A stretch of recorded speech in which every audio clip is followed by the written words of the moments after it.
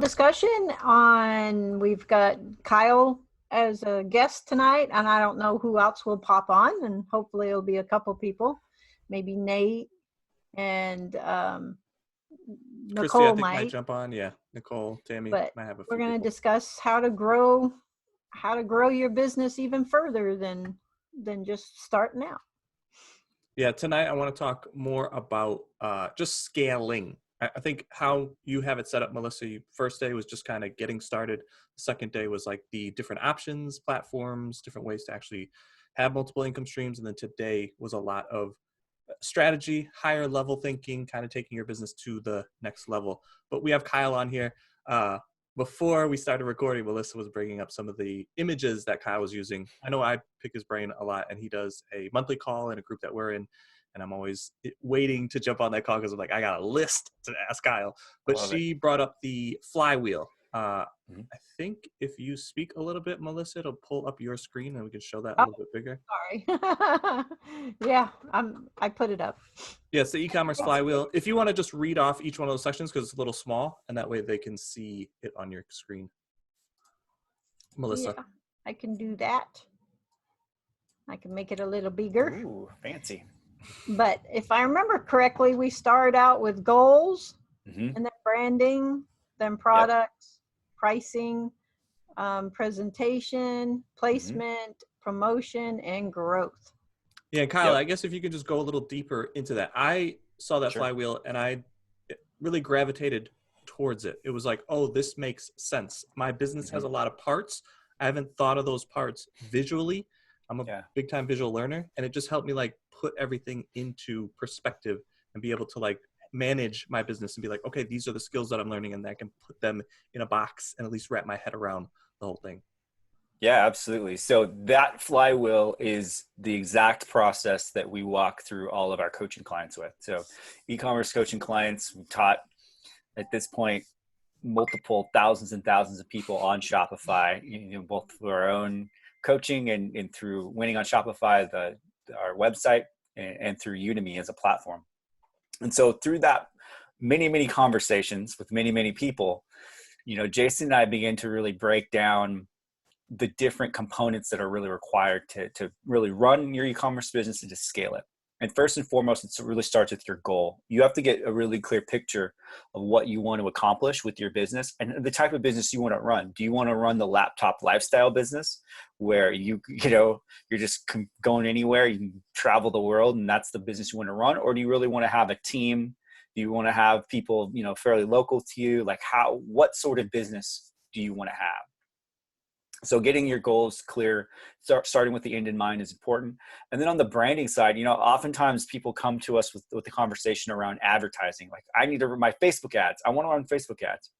And if you notice, so we call promotion is at the last part of that flywheel. If you're going around in a clockwise motion, promotion's at the end. And the reason why is anytime you want to do particularly paid advertising, all those other pieces need to get defined before your advertising is ever going to work.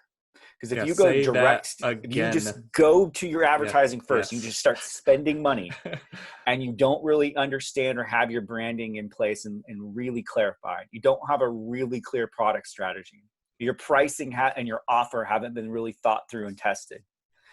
Your presentation, we'll get to that, but that's basically your visual presentation, your images, your videos, your branding, your lifestyle photos, how your website, how your social media all presents. If that's not dialed in, when you go to do your advertising, you're going to spend a lot of money and you're going to waste a lot of money. You're going to be incredibly frustrated with that process. So getting your branding is really important. It helps you clarify who you are and why you matter to your audience as well. So that's also, it's really critical and important. And then product strategy is phenomenal. You should be spending a lot of time sort of working through product. Now, what's cool about print on demand is that you have a lot of product opportunities pretty quickly, right? Your product is really your creative. Like, that becomes the product. And then it sort of gets fleshed out in the different ways in which that product or that graphic and that element, the design, gets displayed and then what you want to put it on. So that's cool from that standpoint. You get a lot of flexibility and you can iterate and test really quickly. So a lot of times when we talk about product, we even think about digital products. You know, I think we've had conversations about ebooks and KDP and all that fun stuff even during this summit, and we're really thinking through a smart way to leverage digital is the way to go. Like, you want to be able to put on some level of a digital product, even like membership sites for physical product seller. Like if you're selling, so for example, I'm in the art supply space. I'm actually in the process now of creating a little micro membership program on Patreon. You know, if you're familiar with Patreon as a platform for artists and all these, so we're going to create it. And so what we're doing, it's a secret sauce. If you're on this call, you're gonna pick up a strategy. What we're doing is we're reaching out to these influencers and art people, and I'm telling them I'm gonna host and you can do a class through Zoom teaching your art, and I'll pay you the full amount, whatever people sign up for. You know, however many students that you can push into it, and we'll promote it. We're gonna make this happen. And so this is how it's all being fleshed out, and I'll give you all that money up front. So whatever that artist wants, you know, if we put 10 people in or 100 people, whatever that amount is, that artist, that content creator gets all of that money up front. But what I get is I own the rights to that content. And so when they create it, I can then repost it. And what I'm doing then is, one, they're also using materials that we can then sell through that training, right? They can go to the website, they can pick up some more stuff. They can go to Amazon, they can buy our products. You know, we're leveraging that. So when they go to sign up for the class, they're paying a fee, but then also they're saying, here's the materials you need to have for your art class. So go buy our stuff. And then we own that content. And then we're going to go ahead and take that content and put it on Patreon as part of a monthly membership that people will pay for. So we'll also maybe throw in some extra bonuses for discounts or free shipping or stuff like that to our store, you know, do some stuff on Amazon. But what they're paying for is then we're going to start stacking content over time into this paid membership account on Patreon that they then pay for on a monthly basis, you know, relatively small. It'd be like like $5, $6, $7 a month. But it's already content that I don't have to create. It's already content that I paid for because the creator's doing it for upfront cost, and then I'm just sort of stacking into a library that people get access to. So that's one way. That's a product, though, right? Like, that's a product. If you think about it, like, oh, a product is a physical product, or it's just designed on my print-on-demand stuff. No, a product can actually be a digital product. It can be a membership. So thinking through all of that with a flywheel, and then obviously your pricing and your offers. You know, do you want to offer is there a tripwire? You know, do you want to offer a digital product that's $4.95?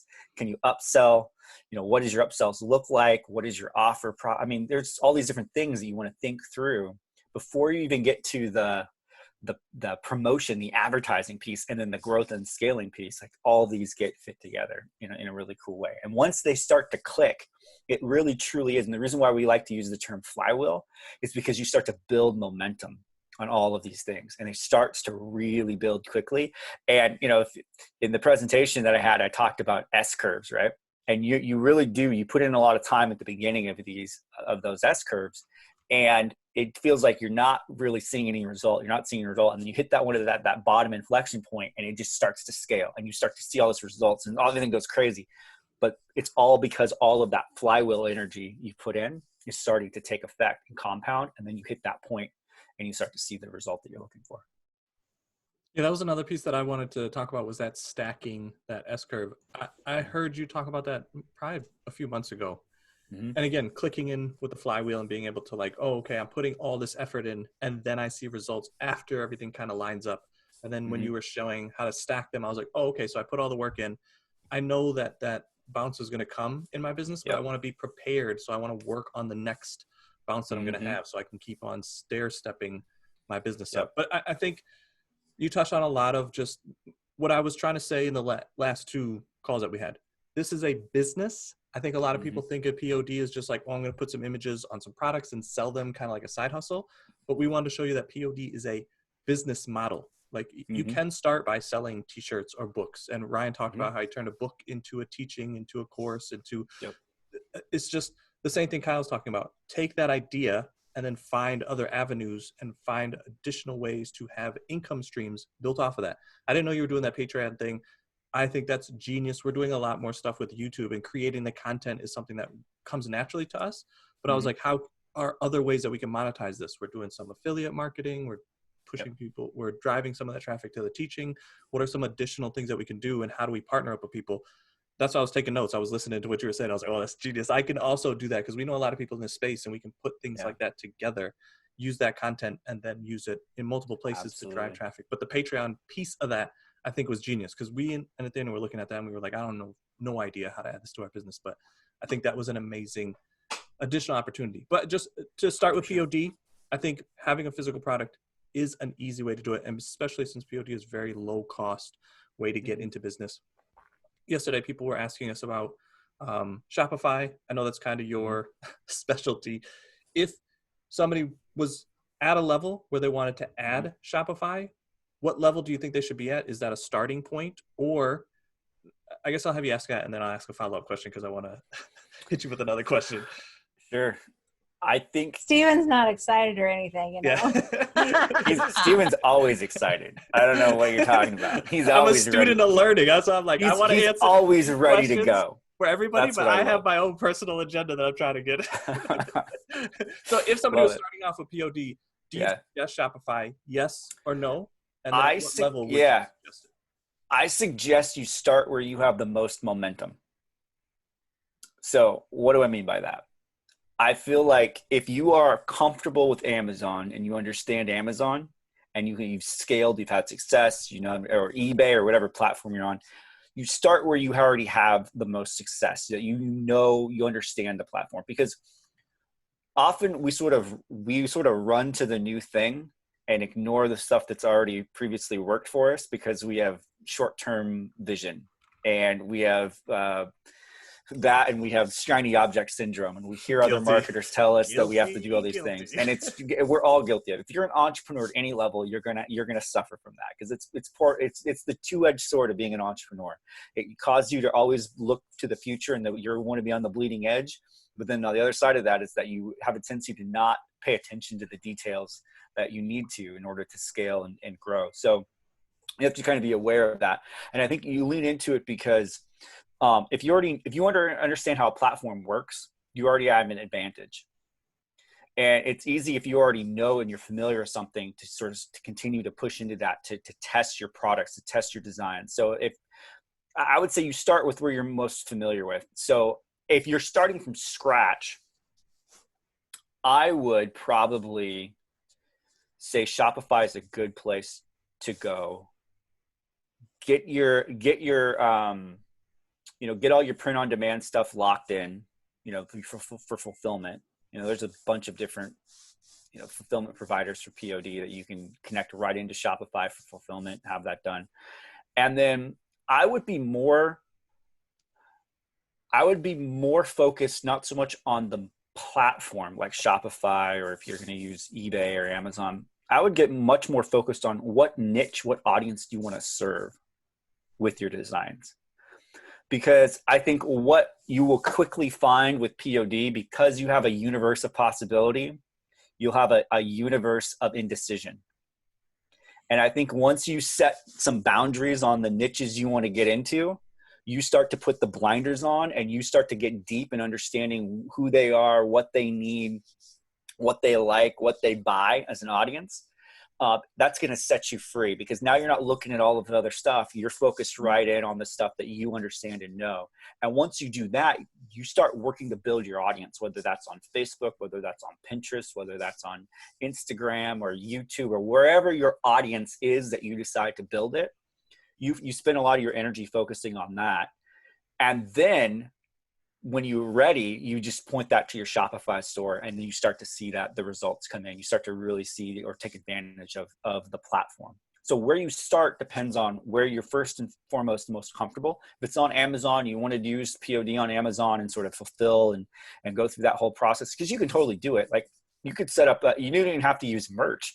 You can just you can literally just do a standard product, and you're fulfilling it, and you're just going to your partner, you know, your fulfillment partner, like you would if you had your Shopify store, and you're fulfilling it that way, right? So it depends on what your comfort is, but I would be much more, you need to get consumed by your audience and who you serve, because that's really going to be the difference between you having success and you sort of floundering between trying to decide who with the best, being too concerned about the best audience. Like, I gotta find the perfect audience, it's kind of like finding cold traffic. If in my presentation, I try to make it very clear, like, cold traffic and finding the perfect audience, on example, like on Facebook, is a unicorn. It doesn't exist, right? Like, you're going to waste all this time on trying to find perfection, when really it just takes small increment action over time that leads to the result that you're looking for. So it's a true business building answer.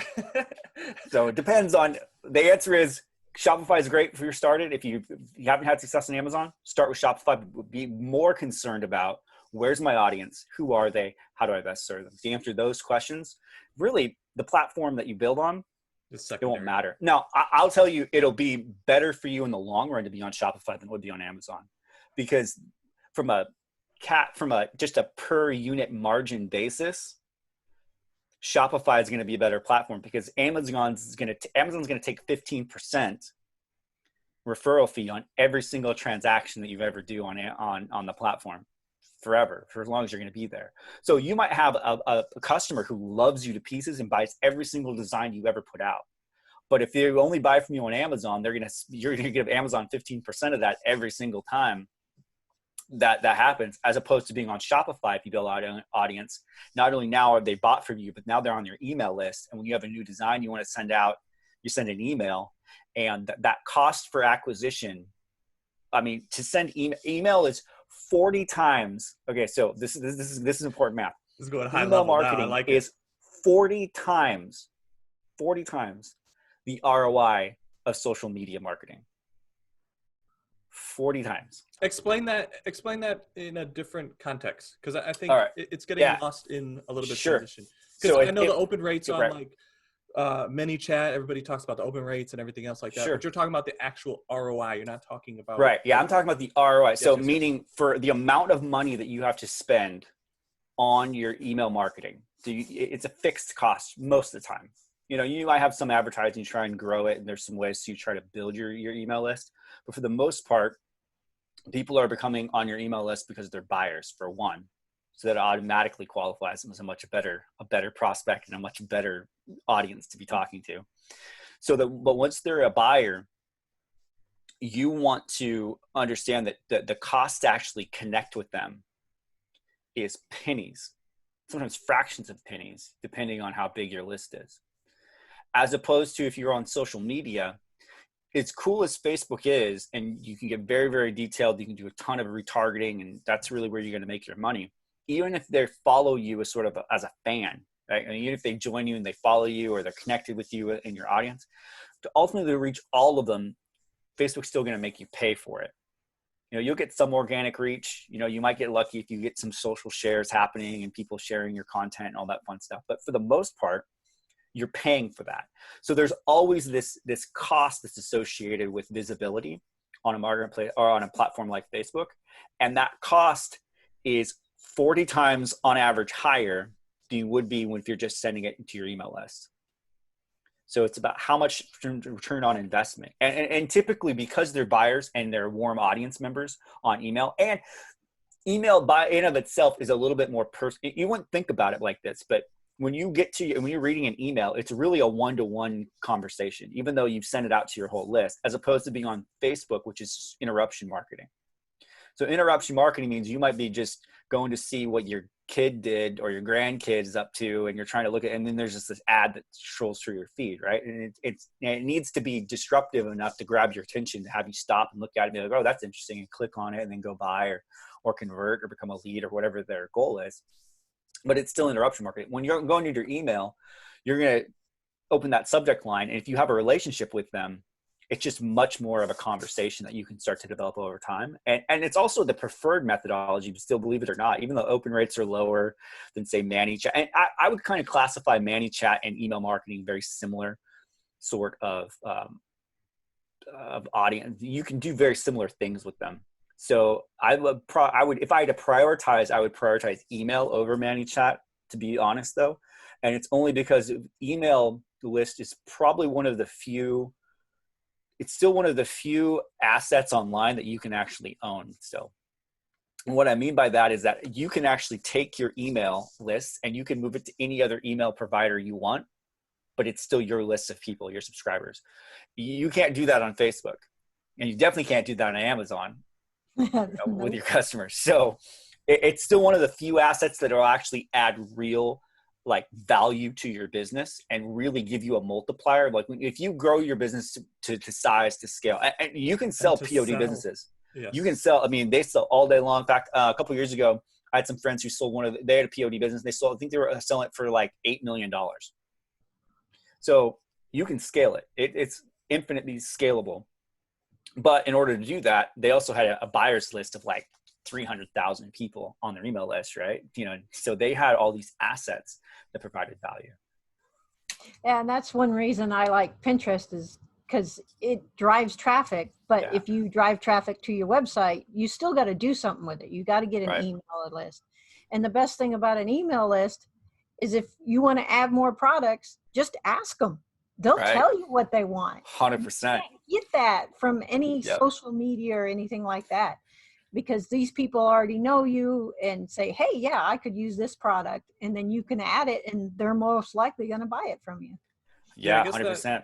Leads me to a follow-up question for you, Kyle. You talked about the tiger-proofing your business. I think a lot of concepts you talked about are touching on this, but if you want to talk a little bit more about tiger-proofing your business, because I think that is a concept, even if you're starting out, something that you think about heavily when you're starting your business. For sure. So it goes back to that flywheel and goals. Like, what is the ultimate goal that you're trying to accomplish? And if one of your goals should be in business, not to work 80 hours a week and not to be stressed all the time, like the business should serve your lifestyle. You should not be serving your business. So now there's definitely times when you have to grind it out and you have to work hard and you have to put in a ton of hours and time, because that's the nature of the beast. I mean, that's just the way it is. Like you don't extract, you can't harvest if you don't put in the time. Like it's a principle, universal principle, planting and harvest and sowing and reaping. Like it applies to everything in life. So don't expect to walk in your business, do 2 hours of work and make a couple $1 million. I just want to push a button, Kyle, and get the answer. You just want to push a button. And if you did, you're probably you're probably going to get a knock from the SEC or something. It's like there's something that's probably a little bit messed up and you should be really, really worried about, your long-term freedom plans. However, if you're willing to put in the work and you start to build that structure in place, what sort of tiger-proofing your business is it's coming with a mindset that says, I don't want to be the main cog that runs my business day to day, day in and day out. I want to be able to have a business that's robust enough so that I can step away and go on vacation for a month and it still makes money and it still's producing revenue and it's not going to cause me heartache and stress and all those different things that would be associated with it. That's what it means. It also means that if anything happened to you, say for, God forbid, someone in your family has a medical emergency and it pulls you away from your business for 2 weeks or a month or 2 months, you can do that because you're it's not that. So the story behind that Tiger Proof was that this Dean Jackson analogy that he picked up when he was looking at, he was reading that Forbes article and saw the different entertainers, right? And then like a few months after that, or literally within a short amount of time, is when Roy Horn from Siegfried and Roy got mauled by the tiger and they were done. They were out. So it was one sort of random event that knocked off their, $35 million a year business. So their business wasn't built around a system, and it wasn't built around, there was no resiliency to it. And that's really what it means to tiger-proof your business, is you're building fundamentally in systems and processes that allow it to your business to be resilient and not relying on you. And you can do that now. Now, you may be like, well, it's like, I'm starting out, man. I don't have any money and I don't have any process. I get it. Like, that's where we all start at. That's the beginning, and you're learning. But you have to have the vision for where you want to go. And the vision is to start thinking about, how do I build my systems?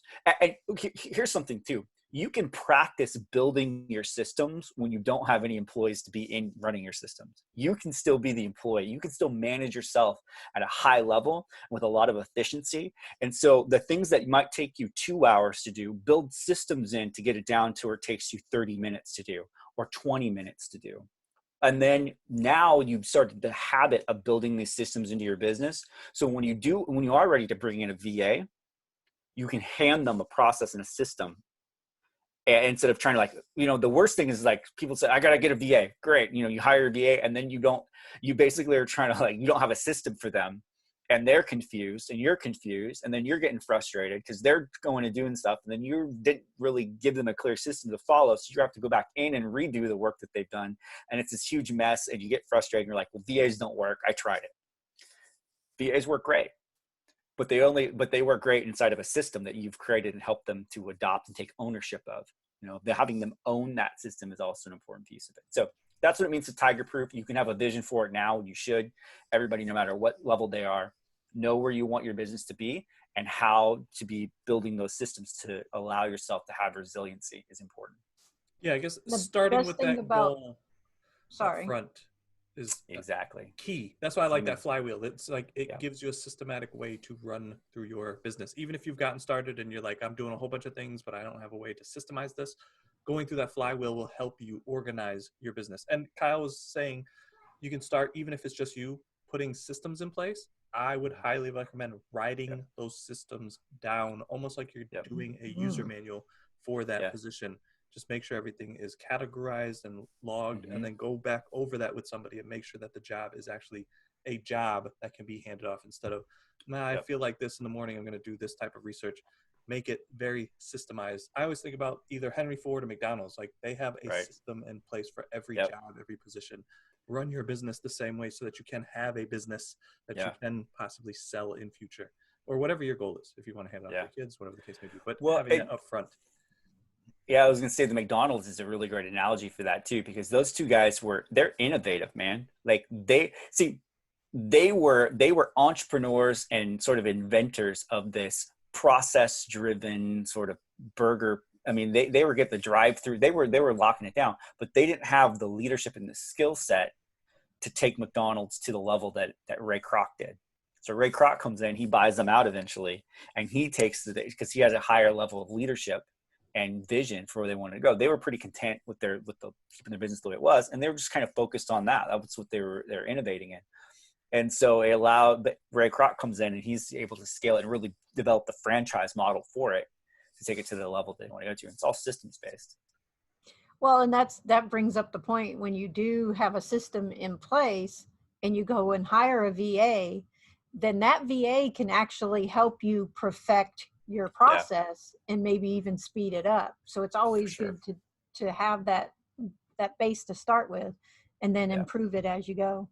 Yeah, for sure. In fact, so I have a mix of VAs, but I also use a lot of interns because I'm a adjunct professor at a university. So I always get students, and so they're coming through class, and I always make the pitch every year. It's like, hey, if you guys are looking for an internship, let me know. Happy to give you guys a shot as an intern.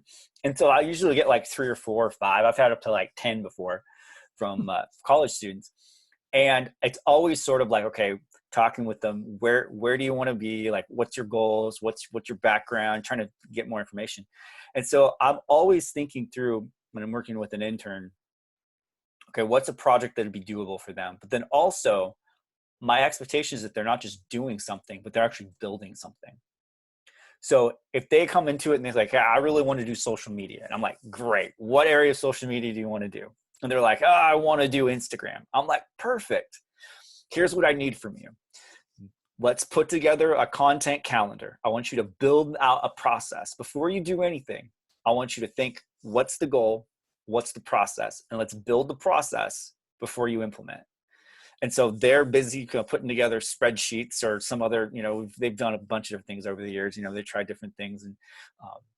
And so, but the point is that I'm trying to get them to understand is that the process, they need to be, legacy is sort of like building something that's going to last longer than you. And your business is actually something that can be a legacy. Your brand, you can build legacy in your brands and in your business. but so are the different processes that you do. No matter where you're working at, whether it's in your current day job or whatever, you're sort of building out the processes and legacies that are going to be there, hopefully, even long after you're gone. So I was telling the intern guys, like, hey, focus on this stuff. Let's focus on the systems pieces of it, because I have no doubt you're going to crush the actual execution of it, because of that. But it's that system, it's sharpening the axe before you need it, right? It's the old analogy, So that's the whole process. So yeah, but I love that. I guess that leads me into you talked about the traffic sources. You had 9 traffic sources and kind of how they stacked. We touched a little bit on email, but if you want to just cover that part of it, because I feel like today is more about scaling your business. Yeah, for sure. And if you are going to do Shopify, something that is the major piece of it is traffic. And I think that's why you said set your business up first, get your audience, get all that stuff in place. Then selling the products becomes much easier, because then you're just driving that audience that's already warmed up into the products, instead of thinking about it backwards, where I have a great design, now I need to flush it out and get it to the market. Right. And you're like I told Nathaniel, you're just pretty much tossing that into the ocean, hoping something swims by. Like, the chances of that are very nil when you should set your business up properly. It makes it much easier to sell. But going back to the original question, the traffic sources, if you want to cover the 9, or even just pick 1 or 2, and then how they stack and help each other, instead of having to go, I have to build these 9 things and they're all separate and I don't know how to make all this work together. Perfect. So in essence, there's 9 sources of traffic on the internet. You have email marketing, you have organic search, which can be, typically that'd be Google. You can throw in Bing if you're being generous, but it's primarily Google. You have organic social, which would be just the organic traffic you get on Pinterest and Facebook, and the work you're doing, sort of building your audience there. There's also what we call branded browsing, which is sort of direct traffic. It's as you grow your brand. Google kind of, in analytics, you'll see direct traffic as sort of this catch-all. But oftentimes, if you've bookmarked any sort of website and you're not typing it into the search engine, but you just go directly to it, or you're just typing the URL directly, like Amazon.com gets a lot of direct traffic because people just type in Amazon and go. But branded browsing, so developing a brand that's strong enough to bring people back. And then you have then you also have organic. So you have organic social, you have organic referral. So that would be sort of just backlinks in essence. It's kind of related to your SEO work. It's people that are linking to your content as well. And then you have paid social. So if you're paying for social media, Facebook primarily, paying for Instagram, you can pay for Pinterest as well. And then you have paid search, which is typically your Google. Like you would say, like most of that'd be definitely Google. And then you have paid display. So that would be another, and then you also have paid referral. So paid referral, what we usually categorize that as sort of influencer, partnership marketing, stuff along those lines. So you're basically paying for someone to refer traffic to you. You can also throw in affiliate marketing as well into that piece of the traffic sources. So those are all the different sources of traffic. Basically every strategy in essence sort of gets bucketed into those big broad categories. And so the concept for stacking traffic means that you pick 1 or 2 of those sources of traffic and you really build your strategy and execute on them. And you start to gain a little bit of mastery. You don't have to gain perfection, but you have to gain enough momentum on a traffic source to see results. That's the goal. Now, for some people, you might say, well, I'm just going to start off and I'm going to do Facebook ads because that's what everyone does, right? Unless you're making Zuckerberg money, you're not really an e-commerce marketer yet. You're not really in the game unless you're spending $10,000. That doesn't matter, and that's not true. But that's kind of how it feels, right? And don't get me wrong, Facebook is a fantastic platform, and you can do really well in mastering your Facebook advertising. But that's just one piece of paid traffic, right? Or paid social even as that. And so your goal is to really sort of think about which of these do you, and so if you ask, so the question is, well, how do you stack traffic? Where do you start? And I'm going to go back again to the same principle, because it's about first principles of where do you have the most leverage personally. and where's your skill set lie? So if you ask me, where should I start with my traffic? I'd be like, well, what do you like to do? What are you good at? Are you awesome at video? Well, then maybe you should start thinking about YouTube. Maybe you should start thinking about getting content on Instagram stories. And maybe you should start thinking about that. You love to write. Well, you should really think about blogging as your sort of go-to traffic concept. Thinking about doing primarily blogging, but then you start thinking about the SEO conversation. How do I leverage that blog content for its maximum reach? Because what you'll begin to find as you start to work on this and stack this traffic is a lot of the content marketing pieces, the things that you're creating, will actually be able to be spread across multiple traffic strategies. So content itself can also be part of your stacking. So you lean into what works for you, right? So you lean into if it's video, it's video. If it's blogging, it's blogging. If it's just organic, just social, maybe you're great at. There are people who are really great at just curating relevant content. Like that's a skill set. Like if you can create content for an audience, in fact, that's probably the easiest place to actually start. If you're going to start a brand new market, say, Stephen, give me a niche, a POD niche. Fishing. I'm big into fishing. Great niche. They spend a ton of money. They're hyper passionate. By the way, if you want to know, this is a side note. If you want to know great niches to go after, always pick your hobby. Those hobby niches. People spend a ton of money on their hobbies, and they will continue to do it, right? Like just pick hobbies and get really deep and dig deep into it. Maybe because you could actually go even deeper and you can say bass fishing. You can get even more niche. Because if you have people that love fishing, but you have people who love bass fishing. And so like you get into bass fishing. Snook. Exactly. Right. Right. And so if you love bass fishing and you're really good at developing content and you yourself are a bass fisher, that's the other place you start. If you take an audit of your own loves and your own passions and your own hobbies, and that's the first place that you want to start looking, because you're your own end user. Like you know the language of that niche. So that's the first place to start. But say, for example, but what ends up happening is some people are really good at quickly identifying the niches and can really start speaking that language fast and understand which content is really relevant for them. So you can start to curate content. Now, for me, I'm not going to go out there and pretend I'm a great bass fisher. I can sit in a boat maybe cast. And you can take some cool video or maybe some photos of me sitting on a boat, and we can call myself a fisherman, and we can throw that content out there. But if you ask me like, what lure should you use, or what's the best way to find a bass, then I'd be like dynamite. So I don't know. I don't know. Yeah, like dynamite. You throw dynamite in the water, all that fish come to the top, and you're good to go. But but that's where it begins to break down to me. But some people can really sort of curate content quickly and assimilate that at a high speed. And that's where I would try to start. Like if I was going to go into the bass fishing niche, I would not be the expert, but you know what I would get really quickly is finding out who is and how do I sort of take that content and leverage it in unique ways to provide value. Can I bring pieces of content together for that niche in unique ways and sort of deliver that as a content curator? That's a skill set.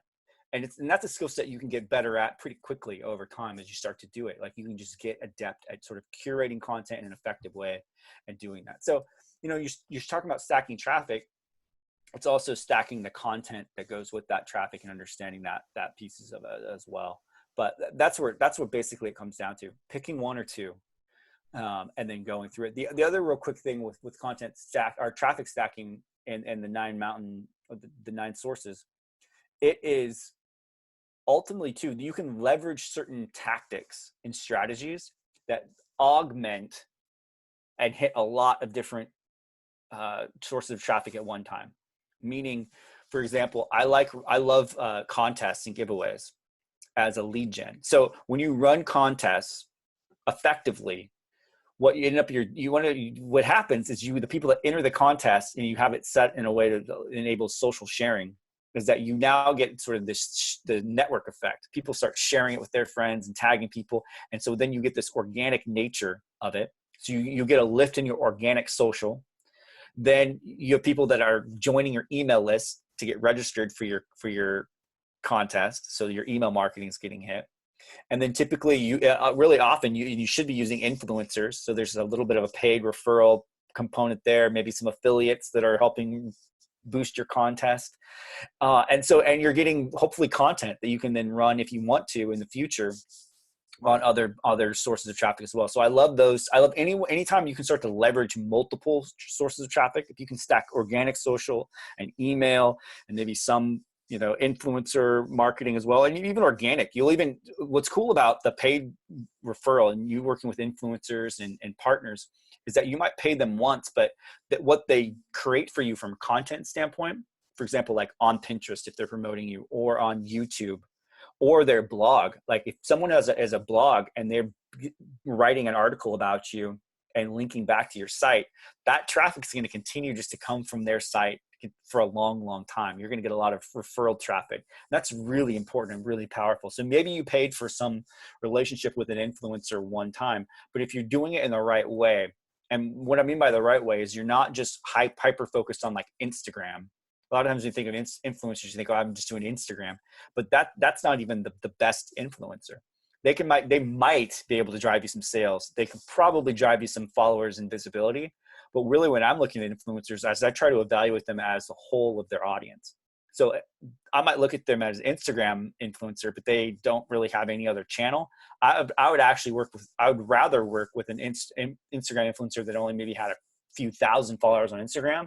But if they had 4, 5, 6, 10,000, 20,000 followers on YouTube, or they had a bigger blog, I would leverage them first and go after them, because the long-term value of the content that they're going to create for you and help you with will far exceed and give you a much better ROI if you end up having to pay them anything.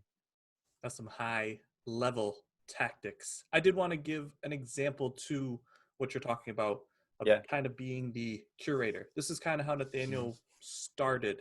He was riding his bike on a bike trail here locally to work. And he was just thinking about, oh, I like bike riding. I like this trail. I wonder if other people are possibly into this. Talking to other people in the area. I don't know if they would consider themselves an influencer, but just somebody that was on city council that speaks very highly of the riding trail. Nathaniel looked at what he was doing, talked to him a little bit, and then created a product, a shirt, sold that shirt. The guy posted it. It kind of went locally viral, I guess. He had a lot of sales on that shirt. That was kind of what started his journey. He was already making shirts, but he was just doing that idea, throw it out, test it, not really doing any keyword research, nothing. He just was a designer, liked it. But that's where it kind of took it into the business realm. Then he followed it up with other sayings, talked to local people. We had friends locally that were influencers, riding 4 different places, going to Miami racing. They also spread it out. So it was like a street. It reminded me like when we were younger, pulling up posters and stuff like that. It was more of a street viral thing that was being pushed to online and getting a lot of sales and traffic that way. So just that idea. Nathaniel was not the bike expert, but he had an idea and then just curated all of that content and brought it online. He didn't write blogs and stuff like that, but as he was selling the shirts, he was promoting other people's things. It was like a group promotion, which I thought was very interesting. So he was using that. I don't think he took it to the level that you're talking about, like actually building a business around it. It was something he was interested in while he was here. Then he traveled, then he kind of got into that. But he took that same idea. It just was like, oh, I don't know. I'm not the expert here, but I just have a lot of information and knowledge. Let me curate this information and then sell products this way, start building an audience, and then getting additional sales through building this audience, which again, not something that we thought of at the time, but now looking back and seeing how it all operated, this is what's helping us build other businesses where it's like, okay, we have the skills and the tactics. We didn't exactly put them together in a strategy, but now listening to Kyle, harassing Kyle, talking to Kyle a lot, putting a strategy together, and then being able to use that in our business and grow multiple businesses. But I love it. That's cool.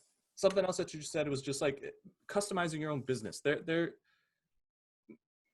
You say that a lot, and I guess I don't put much into it because I'm always trying to push people to the easiest thing, merch or KDP, just because I think it's the easiest way to get into the game and start testing a market, to start making some money so that you can step back and start thinking a little bit, because I know how starting is sometimes like you're stressed out at work, you got a lot of things going on, you just need some money coming in to get some of your time back. But I like your strategy of looking at it. Where do you like to spend your time? What do you have knowledge of? Custom build your business. It doesn't have to be a cookie cutter thing where everybody that's doing POD does it this way. I think all the presenters that we have run their businesses completely different.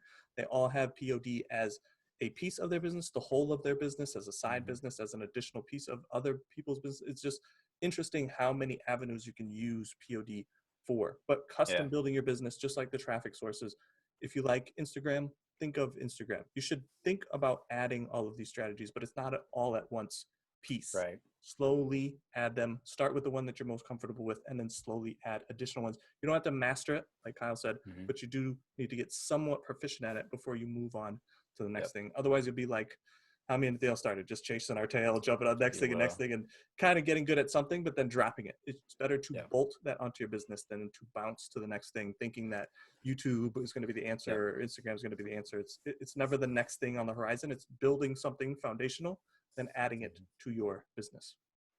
But I love that. I love that. That's good. Transition a little bit into what I think is a needed piece of growing a business, which is scaling, which is outsourcing, which is hiring VAs. Kyle's in a very unique situation. I don't think anybody else has the ability to just get interns like that. But I think everybody has the ability to get VAs and hire VAs, but you do need that system in place.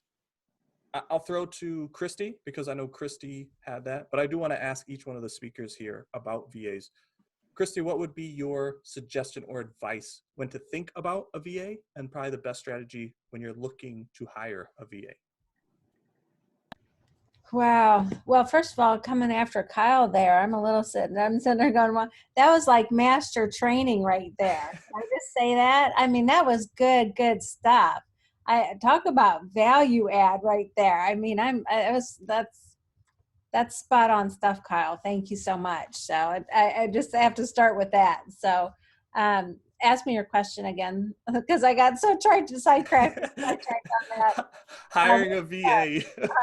What would be your suggestion of when to think about hiring a VA? Is it right out the gate, like Kyle was saying?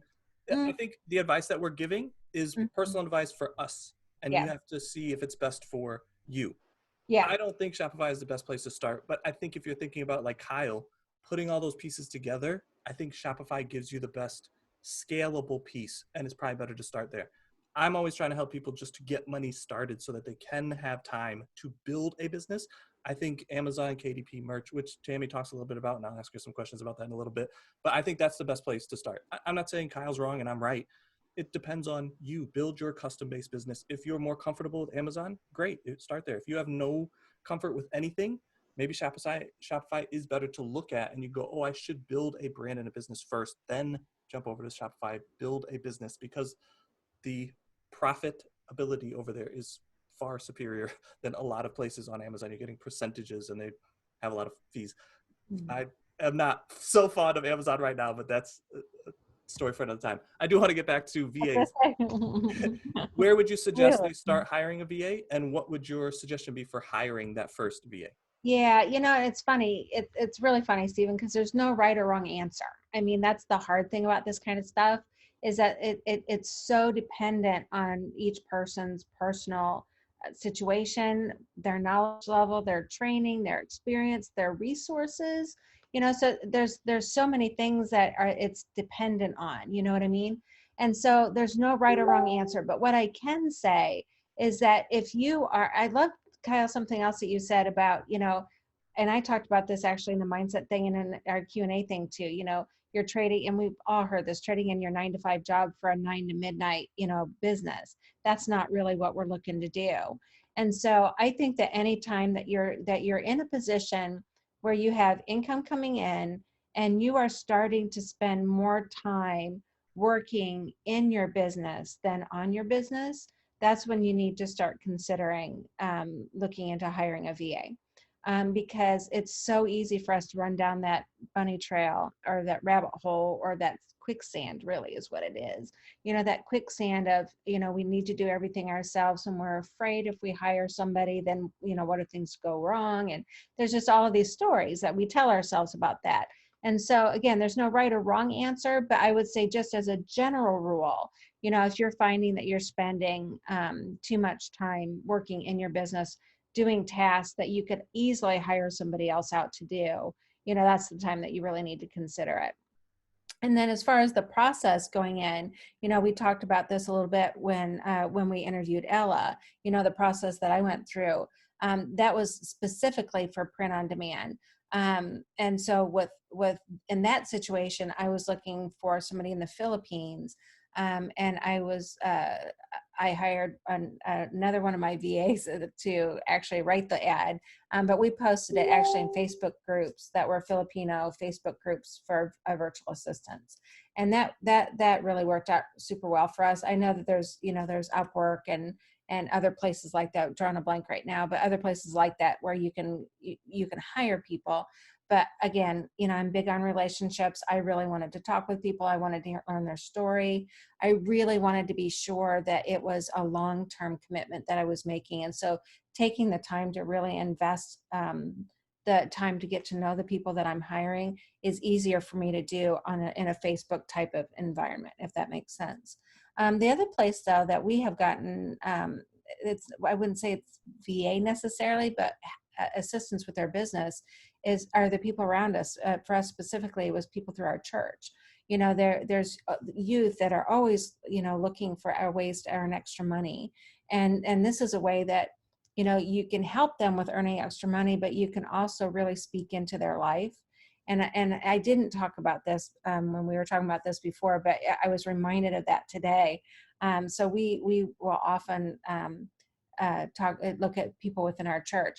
When we were really heavy into books, I think our second year in e-commerce, we had a couple of moms at church who they would just needed some extra income, didn't want to have a traditional job.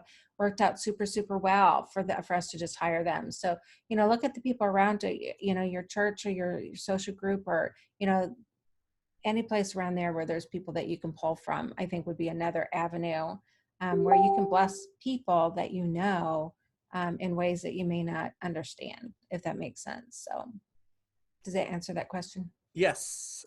And I think that's what I was trying to show is like, there's not a perfect time. No. It's whatever fits your business. It could be a VA in the Philippines. It could be your next door neighbor. It could be somebody at church. It depends on your business and what you're trying to do. If you're like me and you love the data, the analytics, the research, but hate the design, maybe there's somebody that you can partner up with that is an artist. We went to Facebook when we were looking for an artist and said, hey, me and Nathaniel are starting this thing. We're getting a lot of work. We're looking for additional designers. And we started getting friends to help us out with their business. And it was interesting to have like business conversations with friends that we've had for a long time. That was easy for them to just, oh, I like design. What kind of designs do I need to make? Giving them examples and then just having them do them on their own time. And it was an enjoyable business model for us to scale. Then some of them went to school. They got caught up with other things, but it was still fun. It was like, when these sell, we'll just pay you out when they sell. It's no like, you have to do this and you have to put in this many hours. We just made it work for us in our situation. And I think that's what I was trying to have you. And I would be really curious too, Stephen, did you find that through that process that you got to know these relatives of yours, but even better as people?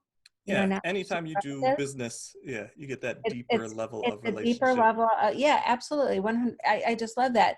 And I did not ask for permission to share this, so hopefully I'm not speaking out of turn. But I really, for me, what's super important is in any kind of situation where I'm hiring somebody, it's about, yes, hiring somebody. It's about, getting work done that I need to get work done, all of those things. But, I'm big on relationships and that's super big. And it's just amazing how you can bless people without even realizing the ways that you're blessing them. And I just was talking with Ella in the Philippines. And she had shared that they were able to, in spite of the pandemic, when her husband wasn't able to work, because of the work that she was doing for me, they've been able to save up and buy a small piece of property. And because he's been off work, he's been able to work on a small house that they want to put on that property. And they've also been able to invest in a rice field that will be helping them with their long-term future. And so there are just, that just like, wow, it just really, it's like, yeah, and so when I'm thinking about hiring somebody, like I said, that's why relationship is important, because, you know, anyway, it was just really special. Yeah, if you missed that session of me and Christy talking to her VA, I think that was the deeper meaning of it. That you're not hiring a robot, you're hiring a VA. That VA is a person. That person has really helped Christy take her business to the next level, and you can see that they have a really good relationship. It's a win-win for both those people. It was the same thing 100%. for us working with our friends and family. It was a win-win situation. There was no like locked in contracts or anybody felt like they got screwed. It was a very flexible situation. I do want to switch gears a little bit and talk to Tammy because she's coming on here. I might have poo-pooed on Amazon a little bit, but I don't mean it to be that way. I think Amazon is an amazing platform with a lot of opportunities. Tammy, if you want to talk about, I think you called them portals on your presentation. I don't want you to run through all of them, but I do want you to cover a few of them, but really talk about Amazon Custom, because I think that is a huge opportunity that I don't hear very many people talking about. And the way that you talked about it in your presentation was very interesting. If you want to cover a little bit of that and then talk about Amazon Customs, the different portals and opportunities. Yeah, absolutely. So, it's funny because when I was posting that I was talking about this today, people either love or hate Amazon right now. And that is, I'm a little bit in the hate, but I like them. yeah, in they've general. either had a bad experience, and hey, we all know it's its own ecosystem, and they're poaching our products, and all this jazz, that we hear. But the bottom line is, I am just so impressed and amazed with the ecosystem that they've built, the marketing tool that they've built. I mean, how hard is it for us to start and talk to a guy like Kyle, right? And you would be like, what? I'm not an internet marketer. What do you, I got to do what? Whereas, you step into a ready built ecosystem of marketing tool. And for me, that's why I think it's a great place to start for somebody who's just getting into, a side hustle, making extra money, whatever they're doing. You don't have to think about putting all those things together right away. And that's what I really do like about Amazon. The other thing is, for us, it built our brand. I mean, that's how Shark Tank found us. They actually have somebody going through the algorithm, finding specific small businesses that are not Amazon brands but doing well, and then they'll come and kind of interview and take a look at it. And so it does give a small brand a lot of exposure. Okay, so I do know that they take piece of the pie, right? You're 15% off the top all the time, which can be a lot. And now it definitely has become a more pay-to-play scenario, to be on the platform with your advertising. But you know what? It's a great place to start. So I love what you said, Kyle, about just do what feels good to you. And Amazon now has a whole video portal, right? You could just do videos in Amazon Live, if that's what you're good at, to promote your product and your brand. And they're plastering it all over every page imaginable, the videos and the lives. So you could, that could be something that you could do to promote your product. So let's get back to portals.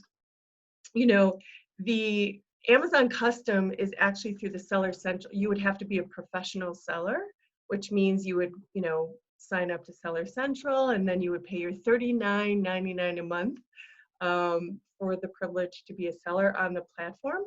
And then you would enable customization.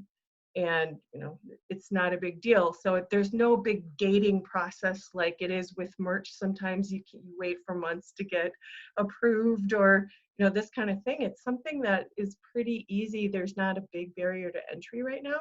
Unless you're a handmade product, you can also, that's where you get immediate customization through that too. So if you can prove that you're some type of handmade product, that's, easy way to get in as well. So not a big problem to get started. And I know it's funny because I was thinking about you too, Stephen. I'm like, oh, I'm talking about merch, like it's hard and Kindle's hard, and and these things. But I'm just thinking about. I'm not exactly sure about our entire audience, like what the skill level is at right here, but if you're just starting with one or the other, if you've dabbled in one or the other places, these are the things that you run into, and are those, voices in our head saying, this is too much work, I'm going to quit, right? So those are the things that happen, right? Like, oh my God, how am I going to get all these designs? How am I going to compete on this platform? How am I going to get an editor? I don't know how to format this stuff and get a KDP up, right? So it's all those little things that we run into, but you know what? Just like Kyle said, I mean, do what you're good at, start where you're good. If you know physical products, get in that game. If you're a great writer and it doesn't bother you, to work with people, do a KDP. And not only that, but more overall, I mean, to me, my post when I was driving traffic to this webinar or summit it was my birthday recently. And so many people reached out, isn't it great? Like everybody reaches out to you on your birthday and you haven't even talked to them since last year on your birthday. And it's like, why don't we talk more? Because this was fun, right? But some of the comments this year were just, hey, how are you? And then it was like, not doing well, lost my job, just defeat with our lovely 2020, storm that came through here. But and I was just thinking about, gosh, what would I do? What would I do if I had to start all over again? What would I do? And I would start with Amazon, somewhere on Amazon, because they have that pre-built little system. And Kyle, you were saying before, you can't make an email list. Well, until recently, if you had your Shopify integration with Amazon, we were getting all that buyer data, right? Not email addresses, but all their addresses. And, to me, it's a platform to grow that brand. So with our inserts, with amazing customer service, and then they automatically just find you. They find you on Facebook. They find you on your website. They reach out to you. And it's just an exposure that is hard to tap into immediately when you're just starting a brand. I mean, to me, you can't ignore it. That's how I feel about it. I'm not sure if I answered your question, but I'm a little bit passionate about it. Of Amazon. I don't mean to throw Kyle under the bus. He does use Amazon. It is a big component of his business. I sell a lot on Amazon. Oh, I still love Amazon. I didn't want to make it seem like he was the bad guy, like, oh, you have to do one or the other. But it is no. You have to start somewhere. Which way is the better place to start? I think it is up to you. I think, like Kyle said, find what works best for you and then custom build your business. It doesn't mean that you're locked into selling only on Amazon. Like we've talked about for the last 3 days, there are many platforms that you can use.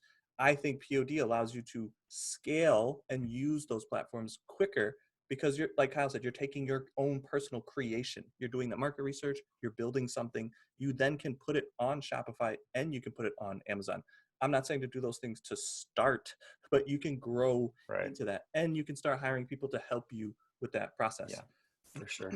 One point that I want to make on that, one of the beautiful things about marketplaces is that it has all the traffic and visibility for it, like Tammy was saying. And that is a huge benefit because when you're starting out, you want to narrow your scope. And what I mean by that is you don't want to have to gain mastery at a wide range of things. When you're starting out, you want to get really laser focused on how do I find really, really cool designs? How do I pick really, really amazing products? And how do I get that product from A to B? If it's a physical product, what's the logistics look like? How am I manufacturing? Like those are skill sets that you have to master, not just get good at, but actually take mastery around. And if you have to do that on top of traffic generation and managing a website, because there's a lot of things when you sell on Amazon, I don't have to worry about conversion optimization. I mean, there's a little bit of conversion stuff you have to do, but it's within the containment of Amazon's ecosystem, which they're constantly testing for conversion themselves, right? Like, so they're doing that. There's a lot of the back end stuff from an infrastructure standpoint that they're taking care of that I don't even have to think about because they're doing it. So if you were starting from scratch, physical product or POD product, and you're going to Shopify, you might have to add in some other levels of mastery quickly that you're working on. And so what that marketplace lets you do is sort of put some of it aside and really focus on certain areas to really grow your skills in. and then you can kind of branch out and get better at some of those other things. And that is a very big value add from a marketplace standpoint. Yeah, I think that's why I'd suggest people that are just getting started, like this is your first eCom anything, merch if you can get an account, or KDP, because a lot of that mastery pieces are handled by Amazon. I don't think it's a good place to scale and grow a business because it is kind of an all eggs in one basket situation. But a lot of things that you learn from that, or even niches that you test out over there, can be turned into businesses on other platforms, even inside Amazon through different portals. KDP, you do not need a seller account for. It's its own separate portal. And then merch is kind of the same thing. They're two separate things. You don't need seller central accounts for, but I do think Amazon Customs is a very interesting way to get in the game that allows you to have all the benefits of Seller Central, because merch and KDP are very limited, and you can do print on demand through that service through another integration. It's a little maybe complicated to figure all that stuff out in the beginning, but it does allow you to open a lot of doors and start testing things on a rapid scale and grow a business, because you can start getting analytics from Amazon, which you can't really do with KDP or merch. You could arbitrage Etsy. Right. Yes. That's probably a little bit beyond what we want to talk about. No, next level. I do want to ask Nicole, because she's kind of the master ceremony head. Again, I want to thank all of our speakers for being on here. You guys are all amazing. I cannot thank you enough. Thank you, Melissa, for putting this together. And Nicole, I've said this every night, we would not be able to put this summit together without you. I cannot say thank you enough. I do want to hand you the ball because I feel like you knock it out of the park every night. If you want to answer just the VA question, or even like hiring people question, because I know you have teams of people, and just answer that question, then close us out if you would. Unless, Melissa, if you want to say something. Sorry, I don't mean to cut you off. Oh, the only thing I wanted to say is on VAs. I've never actually hired a VA from somewhere else, but I live in Kansas in a small town.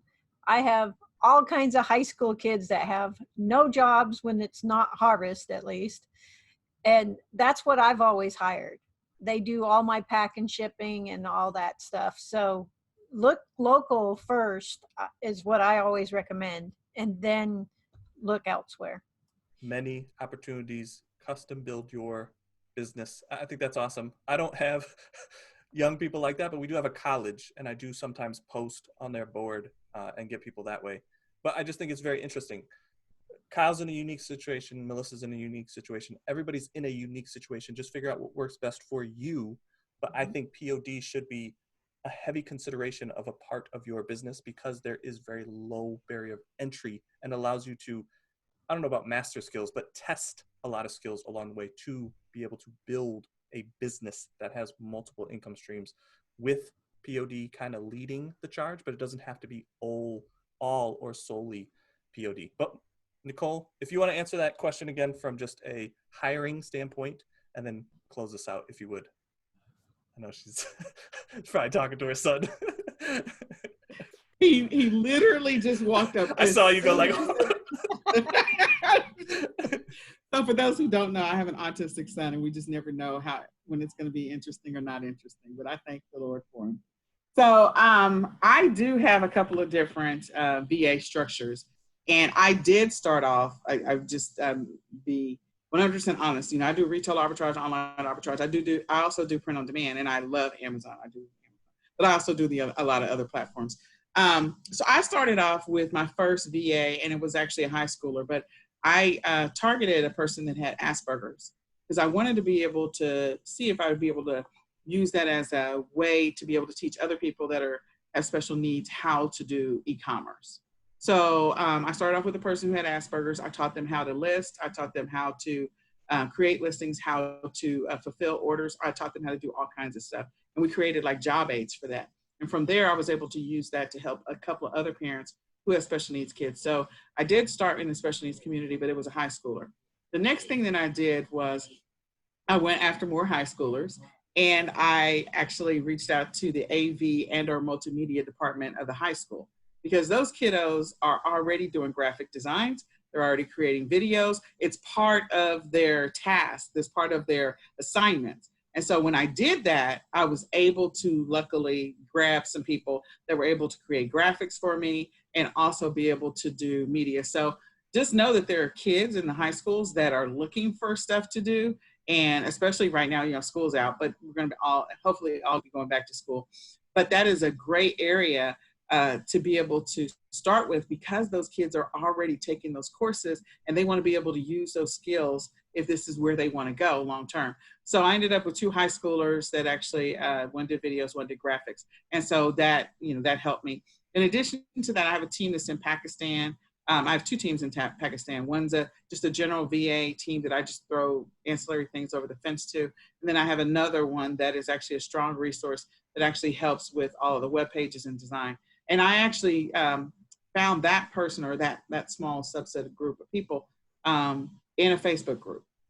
It was actually in a ClickFunnels, a sub ClickFunnels Facebook group. And I said, this is what I want to do. I'm looking for a resource. He spoke up, and then I vetted him and we went forward from there. So I've gone to online.ph. I've gone to a couple of different sites, but I've been lucky to find people outside of that circle. And so just like everybody said, you can find resources. It feels like almost anywhere. Depends on what your amount that you have available to invest. And then also, build a relationship. So I do have a full-time VA. I'm sorry, Larry, I just overlooked you completely. But Larry and I have had a relationship for like 5 years. So I feel bad about that now. If you're watching, Larry, I'm sorry. But, and so I've been working with her for a long time, but she runs more of my operations for the 5 businesses that I run. So she's over the high level and not in the day-to-day. So I use other resources to do that. So there's so many different ways in which you can pull together your VA pool to get the things done that you need to get done. And I will say, Nathan Hirsch, who used to own, doesn't anymore, Free Up, he did a great presentation where he talked about, you want VAs for certain skill sets. So I went after targeted skill sets. I actually wrote out all my business operations and I wrote out all my needs. And then once I wrote out all my needs, I'm like, where can I find a person who actually does this thing? And that's what sent me to the high schools. That's what sent me to different groups, because of the fact that I went after targeted resources for those specific needs that I needed for those tasks in my business. So hopefully that helps. Is that what you're looking for?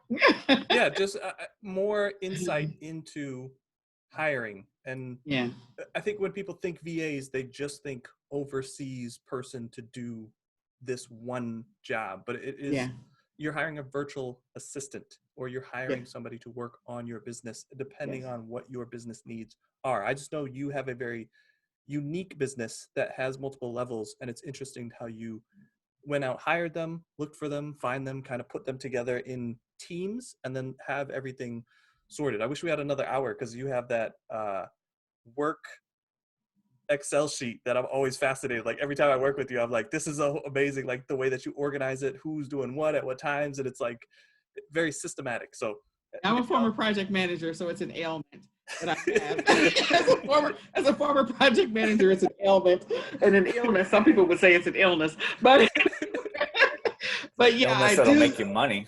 It will make you money. But I kind of look at, again, I break everything down by task to figure out what needs to be done by when, and where can I find a resource to fill that hole. And then right now we're on a mission to find 2 full-time resources as in general. But yeah, I separate my eCom business operations from my online training services business from my digital support. Like we own Achieve Digital Marketing. And so we create funnels and all that stuff. So I separate them into 3 separate businesses. So I have a VA pool for this, a VA pool for the eCom Sellers brand, and then I have another one for Achieve Digital Marketing. So yeah, all of them are separate business entities, and then I have separate weekly touch bases that are roughly about 30 minutes each. And so that way I can work with those teams. And then we can check off what we got done, what were our goals, what were our objectives. Like I'm really retentive about that. But yeah, I do have a checklist, and I go through and I say, okay, what are we're already talking about our goals for July and August. What are the things we need to do now in June to, build momentum towards the activities that need to be completed by July and August, and we start checking things off. And that's how I try to stay on top of everything, is working with my VAs. But yeah, that's what I do. It's different. So Yeah, I love that. I run it like a business. I really do run it like a business. business. I run it just like a business. Your skill set is different than mine, especially. I'm not a project lead. That's where it kind of falls apart. I have that heavy entrepreneur, shiny object syndrome, jumping over to all kinds of things, trying to learn, master, hand off to somebody else, and then move on. I think it was in eMyth. They talked about like building a house. There's people that like build a house and then they settle. That's the house that they're going to build forever. And then there's other people that build a house and then move on to the next one. That's me. I build a house, and then immediately, as soon as that house is finished, that last nail is hammered in, I'm moving on to the next house to build something else. And that was the conversation you and I. Yeah, you and I had that conversation about, when you're building this business, I look at the end game, because I do have 2 special needs kids. I think about what happens if I am in a car and I get hit by a Mack truck, or somebody crazy does something at a moment's notice, or I have a heart attack.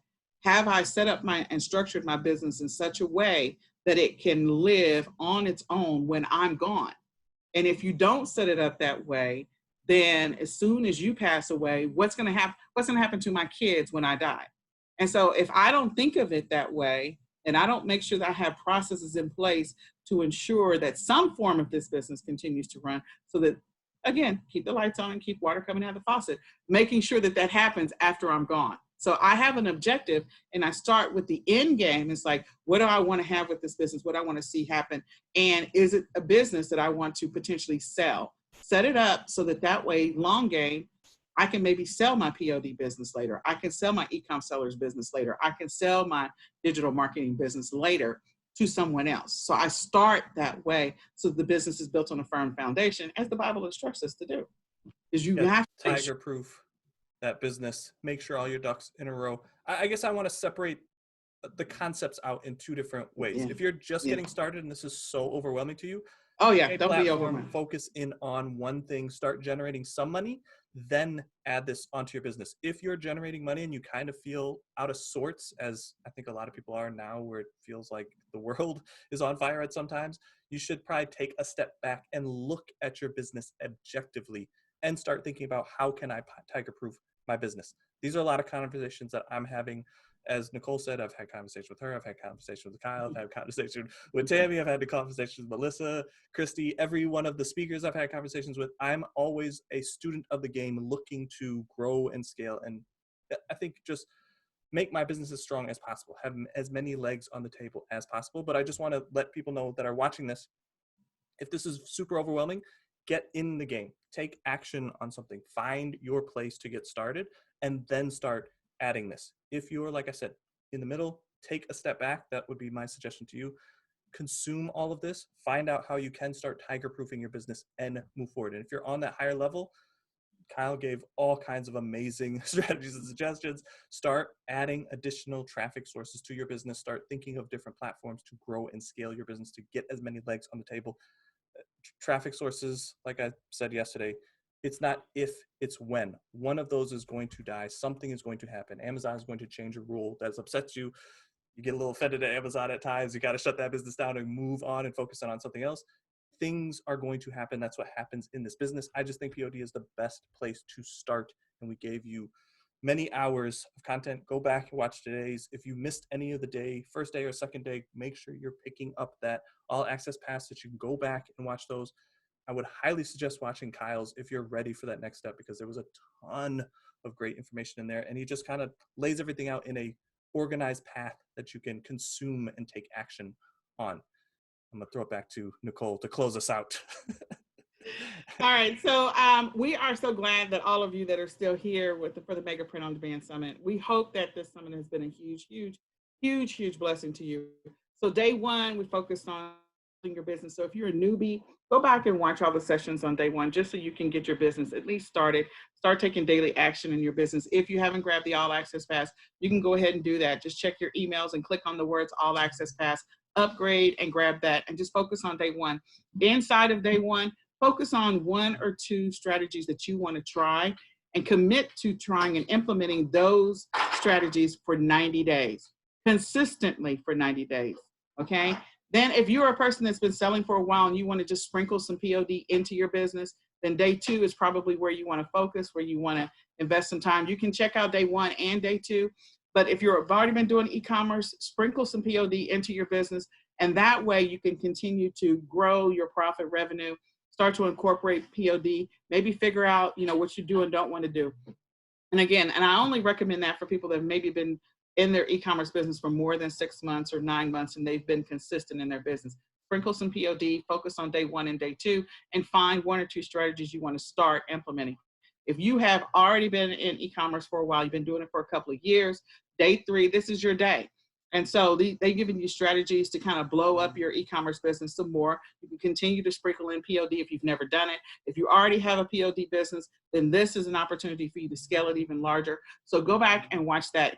Day 3 is still up. It'll be up until 3 o'clock in the morning. You can rewatch all the videos over and over and over and over again until you pass out at 3 o'clock in the morning. That's your choice. So we encourage you to go watch the videos over and over and come up with strategies. Don't be distracted. Don't go watch the news. Don't go look on social media. Buckle down, get committed, get invested in your business, and whatever strategy you pull out of the summit, wherever you pull it from, focus on that strategy for 90 days. 90 days. Just give it everything you got for 90 days so that you can either build the habit of incorporating this new strategy in your business and or decide this is not for me and I want to do something different. But do that. And then for those of you that have that maybe, you're still just trying to find your way, remember we focus on day 1, grab the all access pass. But if you know someone that could benefit from this, someone that's been struggling, somebody that has either lost their job, they've been furloughed, their hours got reduced, maybe their state is closing again, who knows? You want to share this information with them because print on demand is the easiest in e-commerce with no dollars. It is the easiest and fastest way to get started. And they can buy the all access pass. It's $49. It's a great investment and you'll get over 18 hours worth of content to help you in your e-commerce business. So go ahead, share this with someone. If you feel led, if you think of, oh, Sally, she probably could have used this, or, oh, Bill, he probably could, then that could be the Lord talking to you and you could be the vessel that could be a blessing to somebody else, even if you decide not to take action. So don't block somebody else's blessing. Don't block your blessing. Go ahead and share this information with somebody because somebody somewhere can use this and change their current financial situation. So all you have to do is just give them www.megaprintondemandsummit.com. They can go there and do that. And then last but not least, if you know of a brick and mortar that is trying to figure out how to keep the lights on, how to keep the doors open, or how to transition from being a brick and mortar to being online. Again, there's a lot of strategies and information that was shared in this summit that will help those brick and mortars be able to make that transition, to make that pivot. Maybe this has been completely overwhelming for them and they had not thought of it, but you personally know them and you know they're struggling. Please share this information with them so that we can all be a blessing to them to help them keep their business operations going. So that's all I got for you. Woo! That's some good stuff right there. Like that, just we're done. Like drop the mic. Drop the mic. All right, guys. Thanks again for joining us. If you have any questions, that Facebook group is open. I will be in there trying to answer all of your questions. Have a great rest of the week. And thank you again to all the presenters. You guys are awesome. All right, guys. Take it easy. Thank you, everyone.